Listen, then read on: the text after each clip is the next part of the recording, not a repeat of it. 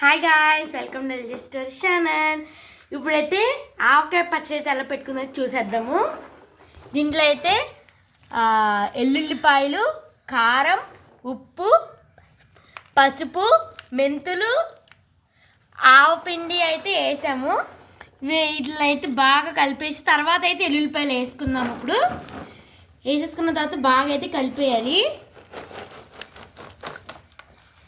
బాగా కలిపేద్దాం. ఇప్పుడు ఏవైతే మేము పొద్దున కోసి పెట్టుకున్న ముక్కలు ఎండబెట్టాము. వీటిని మేము వీటిని బాగా అయితే ఎండబెట్టేసాము. ఇంకా ఆయిల్ అది ఇట్లయితే ఇలా కలిపేసుకున్న తర్వాత ఆయిల్లో అయితే ముక్కలు వేసేయాలి. మేమైతే ఇంత పెద్ద గిన్నెలు అయితే కలుపుకుంటున్నాము. ఆ ముక్కల్ని ఆయిల్ వేసి కొంచెం డిప్ చేసి తీసి దీంట్లో అయితే వేసేద్దాము.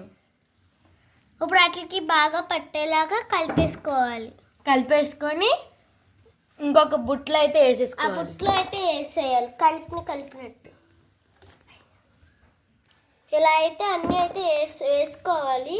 ఇలా వేసుకొని అయితే స్లోగా అయితే తీసుకుందాం. ఇప్పుడు వెల్లుల్లిపాయలతో సహా అయితే దాంట్లో అయితే వేసేసుకోవాలి. మీరు చేతికి వచ్చినట్టు ఎల్లుల్లిపాయలు కూడా వేసుకుందాం. చేతికి వచ్చినట్టు మనకి ఏదొస్తే అది తీసుకొని వేసేసుకోవడమే. ఇందాక చూపించిన దాంట్లో అయితే అలా అన్నీ కలిపి అయితే వేసేసుకోవాలి. అలాగా నూనె పెట్టి అలా వేసేసుకొని మిగిలిపోయిన కారం వేసేసుకోవాలి అండ్ మిగిలిపోయిన నూనె కూడా వేసేసుకోవాలి. మనం ముంచాం కదా ముక్కలు నూనెలో, దాంట్లో మిగిలిపోయిన నూనె ఇంకా కారం ఉంటుంది కదా, మిగిలిపోతే ఆ కారం కూడా పైన వేసేసుకొని ఆ నూనె కూడా వేసుకోవాలి.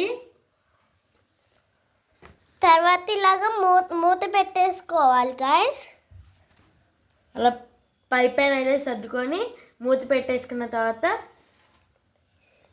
2 days తర్వాత మనం అయితే తీసుకొని అయితే చూసుకొని అప్పుడైతే మళ్ళీ నూనెపై అయితే పోసుకోవాలి. సరేనా? అంటే ముక్కలు తేలేంత వరకు నూనె పోసుకోవాలి.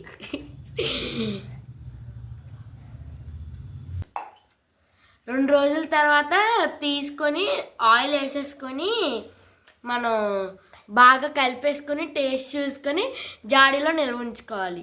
జాడీలో కానీ ఇంకా లేకపోతే ఏదైనా గ్లాస్ డబ్బాలు అలాగైతే జార్స్లో అయితే గాజు దాంట్లోనే నిల్వ ఉంచుకోవాలి.